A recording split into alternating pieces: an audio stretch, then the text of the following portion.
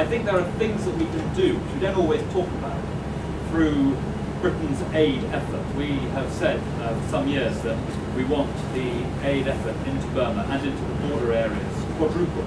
The government's increased it, and if we win the next election, we will very rapidly try and scale up that work that has been done without damaging the effort that's going on inside the country to build up some of these cities of civic society that I was talking about. We have in the Conservative Party championed the cause of human rights. William Hague has spoken out very specifically about Burma being probably the worst regime in the world today. That's what our human rights report said, and of course many of you will know the wonderful Zoya Fan, who has spoken 2 years running at the Conservative Party conference to push home this point.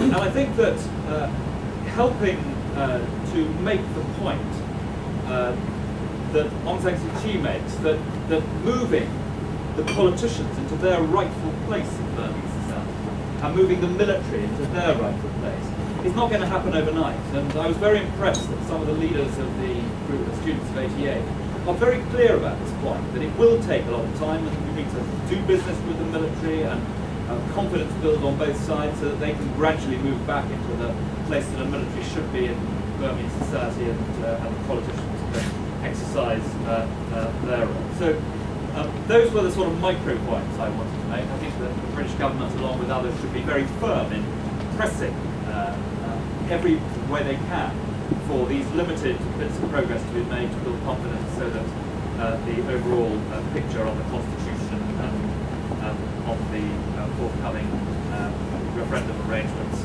actually take place. The other thing I think the British government can do, and again this is a more micro approach, is to say to the Indian government, and indeed to the Thais, that they need to do more to help the Burmese people who live under this terrible oppression. India is the largest democracy in the world. You know, they will be hosting the Commonwealth Games next year. We need to persuade our Indian friends and colleagues that they should be saying much more about what is happening right on their border in Burma, and say the same thing to the Thais. Now, the final thing I wanted to say, which is the macro point, is that this marvellous policy, the responsibility to protect R2P, which Gareth Evans, the Australian Foreign Minister, managed to negotiate through the Security Council. It's terribly important. The Chinese signed up to this, to amazement from everybody. They did sign up. And it was launched at the September meeting 2 or 3 years ago with a great sort of fanfare of excitement, backstabbing, and press releases and press conferences and so on. But today it remains a bumper sticker, not a policy. And it seems to me that along with these micro matters, the international community has to make progress on this point. We allowed Rwanda to happen to our internal debate. This policy was launched sort of while Darfur was still going on. So, you know, straight away in the new millennium, you have a genocide, stuff, or was a genocide, taking place.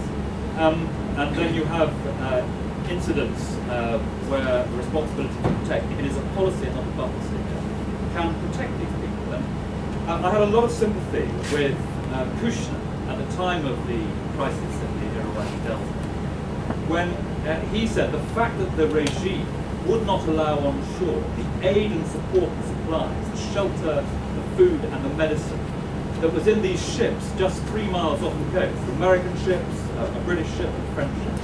The fact that the regime would not allow that aid and support on shore was a responsibility to protect his city. Now technically he is wrong, but I think all of us would say that a regime that will not look after its own people when the support is there to stop them from drowning and dying, a regime that will not embrace the international community's support is letting down those people for whom it is responsible in a completely unacceptable way. So I will rest my remarks there. I am an optimist. I think that we can make huge progress in development in lots of places around the world. We know so much more now. There aren't dark corners.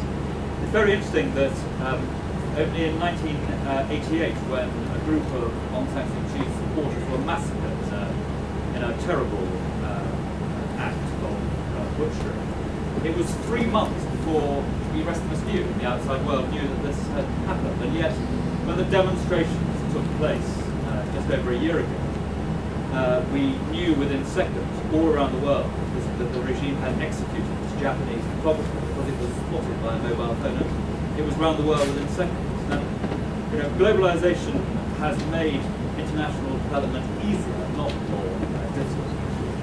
And I am an optimist. I believe we will make progress on Burma. I think that there's a lot more the UN can do, a lot more I'm sure all of us can do. But in the end, this logjam will break. And this wonderful country that is so potentially well off, and which yet, as the demonstrations show, has so many people who are starving, will come out of this awful darkness which is as if back into the international